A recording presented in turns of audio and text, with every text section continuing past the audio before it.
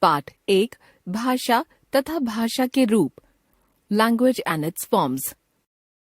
अरे ललित, कैसे हो? मैं ठीक हूँ ध्रुव, तुम बताओ कैसे हो?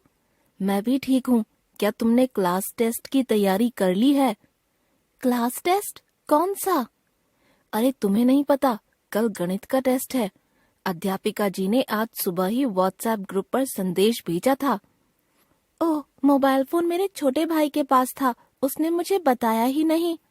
चलो कोई बात नहीं, तुम्हारे पास अभी भी तैयारी करने के लिए काफी समय है। धन्यवाद ध्रुव, मैं अभी घर जाकर तैयारी करता हूँ। आपने दोनों बच्चों की बातचीत पढ़ी। आपस में बात करना, व्हाट्सएप ग्रुप पर संदेश भेजना आदि ये सभी भाषा के उदाहरण हैं। भाषा का उद्देश्य है विचारों का आदान प्रदान या परस्पर संप्रेषण, कम्युनिकेशन। जिस माध्यम के द्वारा मनुष्य अपने भावों अथवा विचारों का आदान प्रदान करता है उसे भाषा कहते हैं। हम भाषा का प्रयोग कब करते हैं? जब भी हमें किसी से कुछ कहना होता है या हमारे मन में कोई विचार आता है, तब अपने मन की बात दूसरों तक पहुंचाने के लिए हम भाषा का प्रयोग करते हैं। भाषा कहाँ से आती है? अब प्रश्न उठता है कि यह भाषा कहाँ से आती है। आप जानते ही हैं कि भाषा मनुष्य के मुख से उच्चारित होती है। भाषा के अंतर्गत हम लोग तरह तरह के वाक्यों का उच्चारण करते हैं। इन वाक्यों की रचना विभिन्न शब्दों, पदों से होती है और ये शब्द बनते हैं विभिन्न ध्वनियों, स्वर एवं व्यंजन के सार्थक मेल से। उदाहरण के लिए हिंदी का भालू भ जमा आ जमा ल जमा ऊ शब्द भ एवं ल व्यंजनों और आ एवं ऊ स्वरों के मेल से बना है, जिसका एक निश्चित अर्थ है। इन्हीं ध्वनियों के और तरह से भी मेल हो सकते हैं, जैसे लूभा ल जमा ऊ जमा भ जमा आ, या लाभू ल जमा आ जमा भ जमा ऊ आदि। पर इनका हिंदी में कोई अर्थ नहीं है, अतः इन्हें शब्द नहीं कहा जा सकता। इसीलिए यह कहा जाता है कि शब्दों की रचना ध्वनियों के सार्थक या अर्थवान मेल से ही होती है। भाषा के दो रूप, मौखिक या उच्चारित भाषा, ओरल लैंग्वेज। यह भाषा के बोलचाल का रूप है। भाषा का यही रूप प्रमुख और पुराना है। संभवतः जिस दिन से मनुष्य ने जन्म लिया होगा उसी दिन से बोलना प्रारंभ कर दिया होगा। परंतु भाषा के इस रूप की कमी यह है कि उच्चरित होते ही यह समाप्त हो जाता है। अतः यह रूप अस्थायी, अनस्टेबल एवं क्षणिक, टेम्पोररी है। जब वक्ता श्रोता आमने सामने है तब तो बातचीत की जा सकती है, पर श्रोता कहीं दूर है तब इस रूप के माध्यम से संप्रेषण कठिन होता है। यह ध्यान रखना चाहिए कि उच्चारित भाषा की आधारभूत इकाई ध्वनि होती है। लिखित भाषा, रिटन लैंग्वेज। भाषा के लिखित रूप का विकास तब हुआ होगा जब मनुष्य ने यह सोचा होगा कि वह अपने मन की बात दूर बैठे व्यक्ति तक या आने वाली पीढ़ी के लोगों तक भी पहुंचा सके।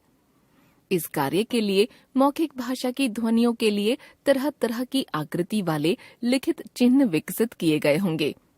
उच्चरित ध्वनियों के लिए विकसित ये लिखित चिन्ह ही लिपि चिन्ह या वर्ण कहे जाते हैं। मौखिक भाषा तथा लिखित भाषा में अंतर।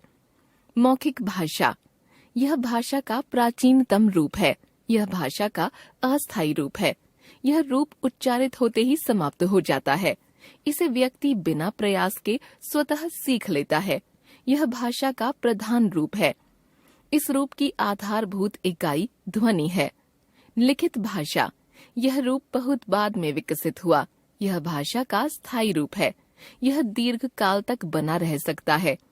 यह प्रयास और अभ्यास से ही सीखा जाता है। यह भाषा का गौण रूप है। इसकी आधारभूत इकाई वर्ण है।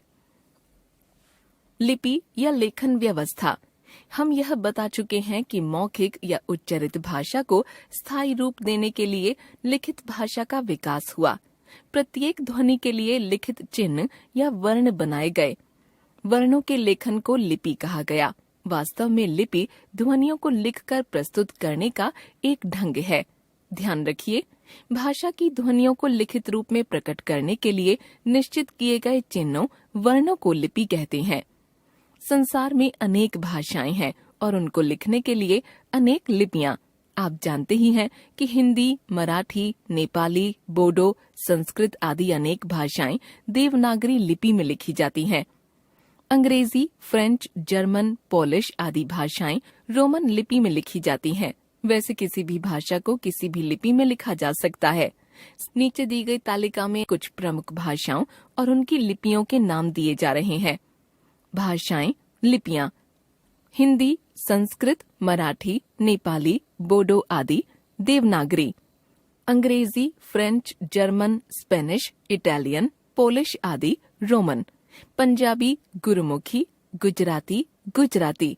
अरबी, फारसी, उर्दू, फारसी। रूसी, बुल्गेरियन आदि रूसी। संविधान द्वारा अष्टम सूची में स्वीकृत भाषाएं।